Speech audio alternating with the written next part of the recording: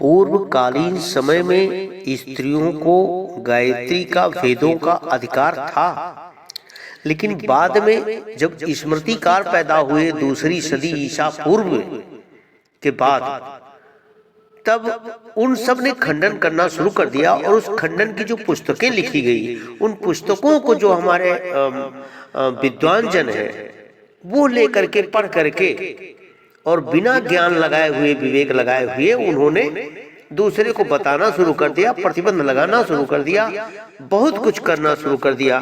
लेकिन भाइयों बहनों, बगैर नारी के तो देवता नहीं रहते, बगैर नारी के तो भगवान नहीं रहते हैं, और बिना नारी के तो दुनिया की सृष्टि नहीं हो सकती है। और बिना नारी के तुम जो आज प्रतिबंध लगा रहे हो, आज उस पे वो भी नहीं हो सकता है। अगर आज पैदा किया है, किसी नारी ने पैदा किया है तुमको, जो आज प्रतिबंध लगाते हो, तो उसका कारण यही है। तो प्रतिबंध नहीं लगाना चाहिए। ये प्रतिबंध लगाया इन लोगों ने जो स्मृतिकार बाद में पैदा हुए, उससे ये चीज उभर करके आई है। नहीं तो भारतवर्ष में सदा से स्त्रियों का समुचित सम्मान होता रहा है और उन्हें अधिक पवित्र माना गया है और देवी कहकर के उनको संबोधित किया गया। जैसे नाम के आगे देवी का शब्द जुड़ा हुआ होता है, कन्याओं के आगे देवी का शब्द जुड़ा हुआ होता है। शांति देवी, गंगा देवी, दया देवी आदि देवी शब्द कन्याओं के लिखे गए। क्यों लिखे गए? देवी का महत्व क्या था? इसका मतलब ऐसे ही देवी रख देना ये कोई बात नहीं है। इस पे विवेक लगाइए, विचार करिए आप इस विषय पर। और इसके बाद देख लीजिए, फिर भी और जब पति पत्नी समेत हो जाते थे, अर्धांगिनी के रूप में भी घोषित की गई, तो सबसे पहले नारी का ही नाम लिया गया। पहले सीताराम, राधे श्याम, गौरी शंकर, लक्ष्मी नारायण, उमा महेश, माया ब्रह्म, सावित्री, सत्यवान आदि नामों से नारी को पहला और नर को दूसरा स्थान प्राप्त किया गया।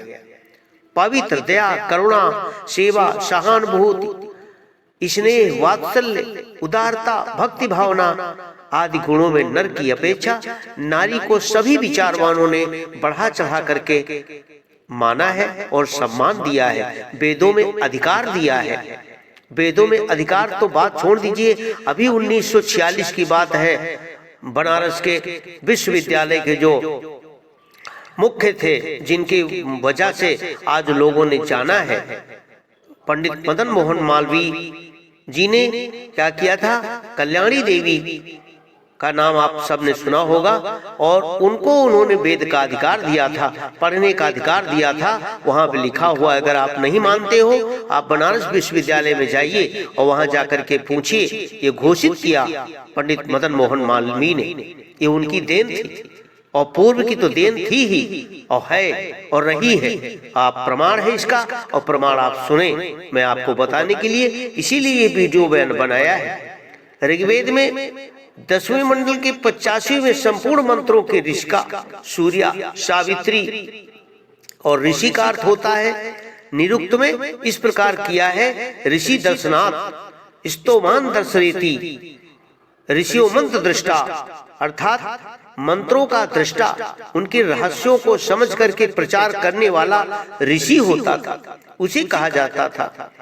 जो इस प्रकार है बताया गया है, सूची बताई गई है। परम पूज्य गुरुदेव ने इसको निखारा है, निखार करके लिखा है, लिख करके आपको बताने का प्रयास किया है। घोषा, गोधा, विश्ववारा, अपालो, पनिषद, निषद, ब्रह्मजाया, जुहुर नाम, अगस्त्य सुसादिति, इंद्राणी, चैत्रमाता, चा शर्मा, रोम, सोवर्षि, लोपा, मुद्रा, च नक्षत्रज्ञ, यमी, नारी, च सरस्वती, श्रीलाक्षा, शार्पराक्षी, वाक, श्रद्धा, मेधा, च दक्षिणा, रात्रि, सूर्या, च सावित्री, ब्रह्मवा, दिन्नीरिताः। अर्थात घोषा, गोधा, विश्ववारा, अपाला, उपनिषद, निषद, ब्रह्मजाया, जुहू, अगस्त अधिक पुस्तकों में वर्णन आया है। लेकिन पता नहीं क्यों कौन सी स्वार्थ पूर्ति नहीं हो पा रही थी, जिसके लिए नारियों के लिए प्रतिबंध लगाया। और जब प्रतिबंध उस माँ के ऊपर लगता है, तो फिर आप सोच लीजिए कि कोई न कोई पैदा होता है और उसका समापन करता है। आज उसका समापन हो चुका है। यही कारण है कि आज नारी का प्रतिबंध हट गया। आज नारियां एक एरोप्लेन से चढ़ाने के साथ साथ में छोटे से काम करने से लेके बड़े काम कर रही हैं।